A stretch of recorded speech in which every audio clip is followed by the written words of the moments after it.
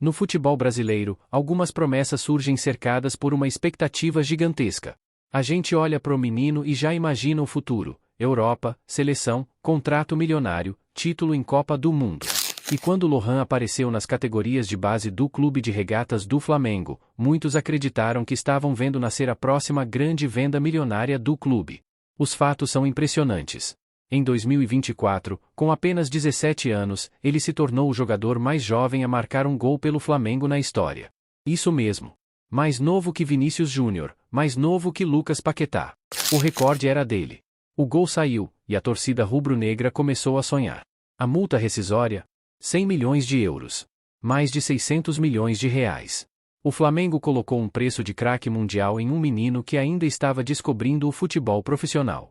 E não era por acaso. Era porque os olheiros europeus já estavam de olho, e o clube sabia que tinha uma joia rara nas mãos. Naquele momento, a comparação era inevitável.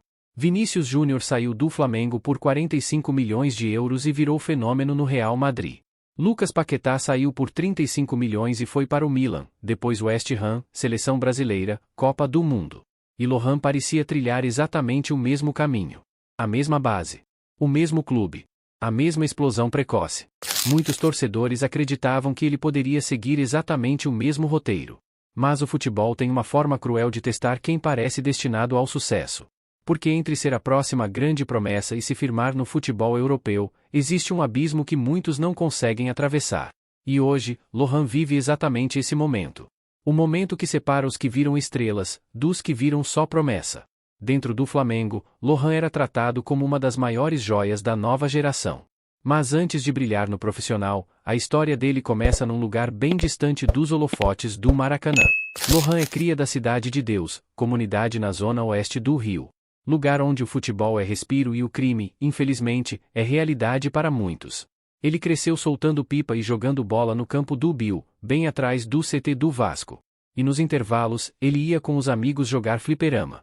Tinha um jogo que eles amavam, The King of Fighters. E tinha um personagem, um chefão chamado Rugal, que era considerado o mais forte, o apelão. Lohan era tão bom no jogo que os amigos começaram a chamar ele de Rugal. O apelido pegou. E quando ele começou a fazer gol, adotou a comemoração do personagem. Aos 9 anos, ele chegou ao Flamengo. E o talento era tão evidente que ele foi subindo de categoria sem parar. Com 15 anos, já era camisa 10 do Sub-17. Em 2023, foi campeão brasileiro Sub-20. Em março de 2024, veio o momento que colocou ele no radar de todo mundo, a final da Libertadores Sub-20 contra o Boca Juniors. Lohan chegou para a competição se recuperando de uma lesão muscular no adutor, sofrida 15 dias antes da estreia. O departamento médico trabalhou pesado, e ele chegou na final. Resultado? Um gol e uma assistência. Decisivo. Campeão. E no discurso depois do jogo, emocionado, ele agradeceu: "Quero dedicar este título a todos do departamento médico do Flamengo. Eles acreditaram na minha recuperação. Graças a eles, pude estar apto para ajudar minha equipe." Com esse título, ele foi integrado definitivamente ao profissional. E o técnico Tite, que não costuma entregar espaço de mão beijada para garotos, começou a olhar diferente. Em maio de 2024, veio o jogo que mudou tudo. Flamengo contra Corinthians, no Maracanã. Arrascaeta estava fora, e Tite escalou Lohan como titular no meio-campo. O que aconteceu nos 90 minutos foi um show. Aos 20 minutos do primeiro tempo, ele deu uma assistência açucarada para Pedro abrir o placar. No segundo tempo, puxou um contra-ataque e fez o segundo gol. Atuação impecável. Participação direta em 50% das ações ofensivas do time. Simplesmente absurdo. Depois do jogo, os elogios choveram. Tite, na coletiva, soltou a frase: "Lohan é grande. Lohan é jogador de futebol. Lohan joga muito. Ele vai ter a consciência, mas a gente já está trabalhando com a direção para ele colocar o pé no chão. É jogador grande." Mas quem realmente resumiu o sentimento foi Everton Cebolinha. Em entrevista, ele olhou para a câmera e mandou: "Posso afirmar que vocês ainda não viram nada. A qualidade desse moleque é indiscutível. Um jogador da idade que ele tem, nem parece que tem 17 anos, parece ser um jogador mais maduro. Tenho certeza que ele vai ter um futuro brilhante não só no Flamengo, mas na Europa também." Naquele momento, Lohan era tratado como o novo nome da lista de vendas milionárias. Multa de 100 milhões de euros renovada até 2029. Real Madrid, Barcelona, Chelsea, Manchester United de olho. A joia estava lapidada. O futuro parecia escrito. Mas no futebol moderno, talento sozinho raramente é suficiente. E o que aconteceu depois daquela noite mágica contra o Corinthians foi um choque de realidade que nem o mais pessimista dos torcedores poderia prever. Depois daquela noite mágica contra o Corinthians, depois dos elogios de Tite e Cebolinha, depois de virar assunto na Europa, o caminho natural parecia traçado. Lohan seguiria os passos de Vini Júnior e Paquetá, mais alguns meses no Flamengo, amadurecimento, e então uma transferência milionária para um gigante europeu. Mas o futebol não é uma linha reta. O que aconteceu nos bastidores do Ninho do Urubu, entre 2024 e 2025, foi uma novela cheia de idas e vindas. Propostas chegaram. Muitas. O CSKA da Rússia ofereceu 8 milhões de euros por 80% dos direitos. O Flamengo aceitou. Lohan chegou a ir ao aeroporto com as malas prontas, mas a transferência desandou na última hora. Depois veio o Fortaleza, com um empréstimo costurado. Depois o Red Bull Bragantino. Nenhuma delas se concretizou. O staff do jogador e a diretoria do Flamengo trocaram versões. O clima esquentou. E Lohan, que era tratado como joia, acabou sendo reintegrado ao time sub-20. Felipe Luiz, que na época comandava o profissional, foi sincero: o Lohan compete posição com o Gerson, com o Arrascaeta. Como eu tiro o Gerson? Depois como eu tiro o Luiz Araújo para colocar o Lohan? A joia tinha virado problema. E precisava de recomeço. Foi aí que surgiu o Pisa Sporting Clube.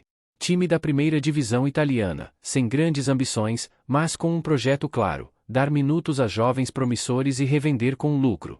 No dia 27 de agosto de 2025, o anúncio foi feito. O jornalista Fabrício Romano, especialista em transferências, confirmou: Lohan estava de malas prontas para a Itália. No dia seguinte, 28 de agosto de 2025, ele desembarcou em Pisa. O negócio foi fechado nos seguintes termos: empréstimo de 500 mil euros por uma temporada, cerca de 3,1 milhões de reais na cotação da época. E mais, uma cláusula de compra obrigatória de 4 milhões de euros, aproximadamente 25 milhões de reais, caso Lohan participasse de pelo menos 50% das partidas do Pisa na temporada. A ideia parecia perfeita. Lohan teria minutos na Europa. Poderia se desenvolver num futebol mais tático, mais físico, mais competitivo. O Pisa teria um jovem talento para lapidar. E o Flamengo, se tudo desse certo, veria mais uma joia render frutos no velho continente. No papel, era o cenário ideal. Mas a teoria, no futebol, muitas vezes morre na prática. E o que aconteceu depois da chegada dele à Itália foi um desses casos onde o roteiro insiste em surpreender. E no começo, tudo parecia indicar que daria certo. Dia 22 de setembro de 2025. Estádio Diego Armando Maradona, em Nápoles. 50 mil torcedores. Nápoles x Pisa, pela quarta rodada do campeonato italiano. O jogo parecia resolvido, Napoli vencendo por 3-1, domínio absoluto, a torcida já cantando vitória. Aos 35 minutos do segundo tempo, o técnico do Pisa olhou para o banco. Precisava de algo diferente. Alguém que pudesse, pelo menos, dar dignidade à derrota. Lohan entrou no lugar de Marin. 10 minutos em campo. Parecia pouco tempo para qualquer coisa relevante. Mas o futebol tem dessas magias. Aos 45 minutos do segundo tempo, já nos acréscimos, Angori recebeu pela esquerda e cruzou na área. Lohan, posicionado como um artilheiro, apareceu nas costas da marcação e empurrou para o gol. Gol na estreia. Gol na Série A, gol contra o Napoli, um dos gigantes da Itália. O estádio, que já comemorava, ficou em silêncio por um segundo. Depois, uma mistura de frustração e, quem diria, admiração.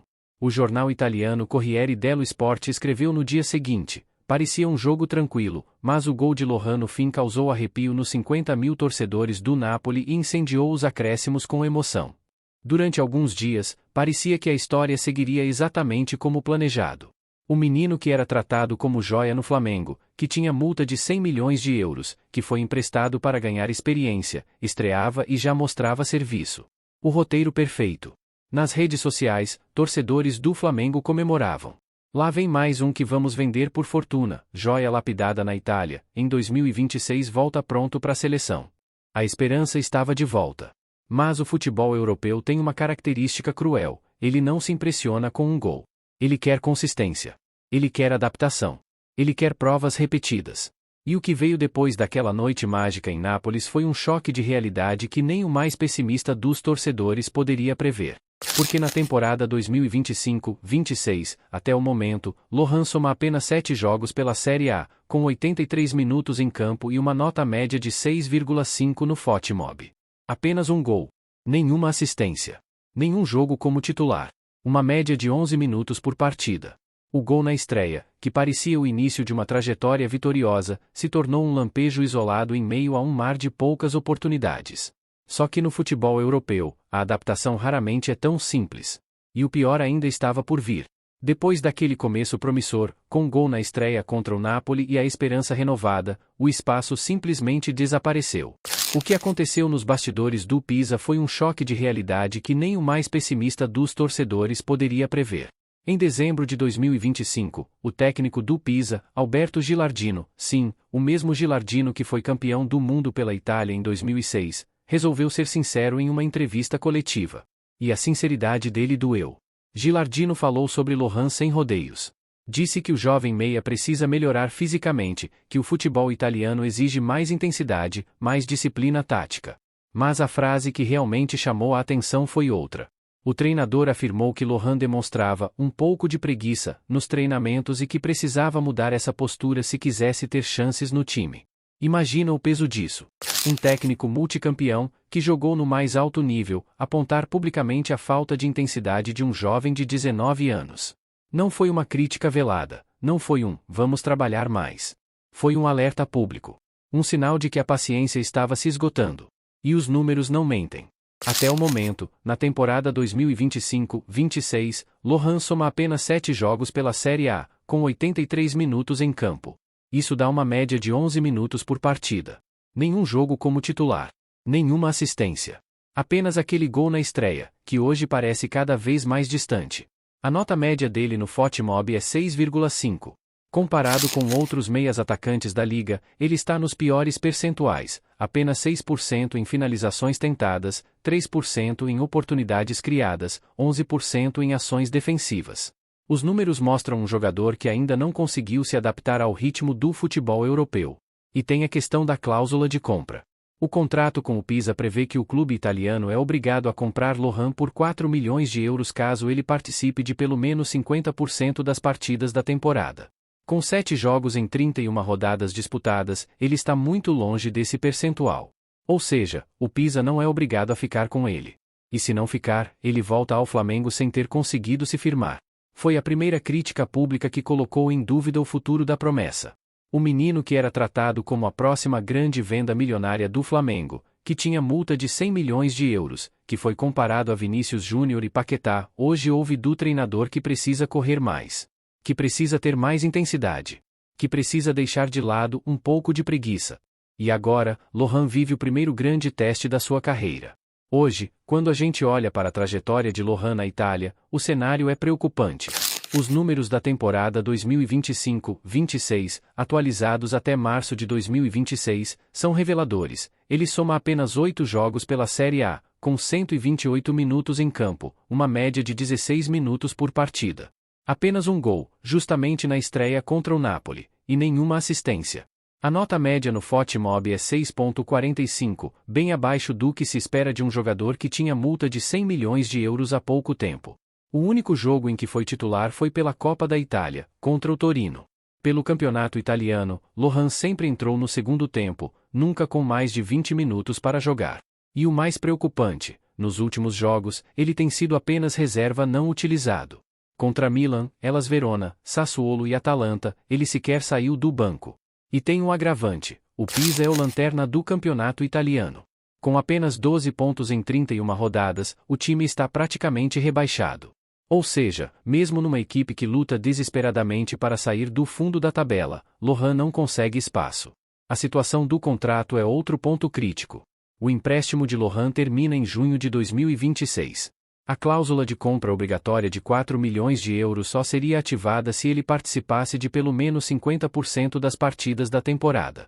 Com apenas 8 jogos em 31 rodadas, está muito longe desse percentual. O Pisa não é obrigado a ficar com ele. E depois das críticas públicas de Gilardino, é muito provável que não exerça a opção de compra. O próprio treinador já deu o recado. Em janeiro de 2026, Gilardino foi sincero: esses jogadores têm algo diferente em termos de técnica, garra e intuição, mas precisamos eliminar um pouco da preguiça deles, que é o aspecto mais importante. O garoto está na Itália há pouco tempo. Se ele conseguir se livrar dessa preguiça, fará grandes coisas. Uma declaração pesada, pública, dolorosa, e que coloca Lohan diante do primeiro grande teste da sua carreira. Porque até aqui, ele foi tratado como joia. Teve os holofotes. Teve a proteção do clube. Teve os elogios de Tite e Cebolinha. Teve a multa milionária. Mas agora, na Europa, ele está sozinho. É ele contra a desconfiança. Ele contra as críticas. Ele contra a própria cabeça. O que vem pela frente? O Flamengo acompanha de perto a situação. A diretoria rubro-negra sabe que o empréstimo não rendeu o esperado. Em junho, Lohan volta ao ninho do urubu. E aí a diretoria terá uma decisão difícil pela frente: manter o jogador no elenco, tentar um novo empréstimo para outro clube europeu, ou aceitar que a joia ainda não está pronta para o velho continente. Lohan tem 19 anos.